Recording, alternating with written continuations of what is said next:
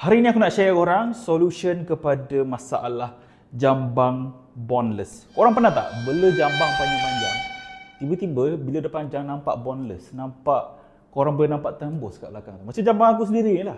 Macam jambang aku ni, macam jambang brother ni.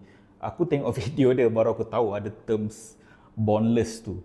Korang nampak je daripada tepi jambang aku ni macam okey, tapi daripada depan nampak boneless tau.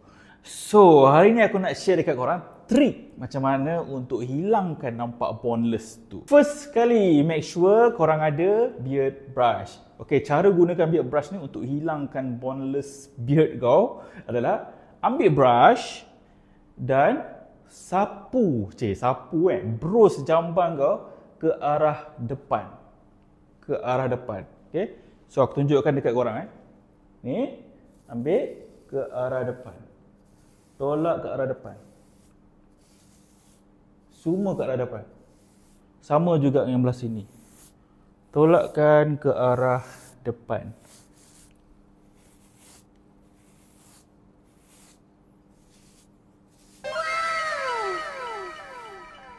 Lepas tu, ambil sikat. Korang ratakan dia ke arah depan.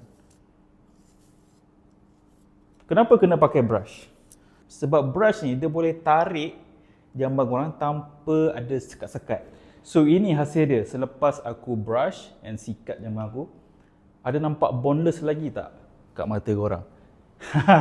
So boneless beard ni actually adalah petanda yang korang tak groom jambang korang betul-betul. So if korang tahu trik dia, jambang korang dah takkan nampak boneless lagi dah. So siapa-siapa yang Muslim, aku galakkan korang pilih betul-betul kalau korang nak cari beard brush. Beard brush yang kita jual ni memang beard brush yang halal. Sebab mostly yang jual kat luar sana ada menggunakan bristle bulu babi hutan tau.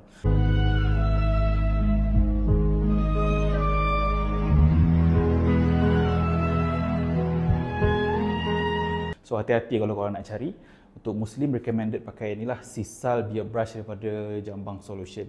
Follow kalau korang nak tahu lagi tips pasal jambang.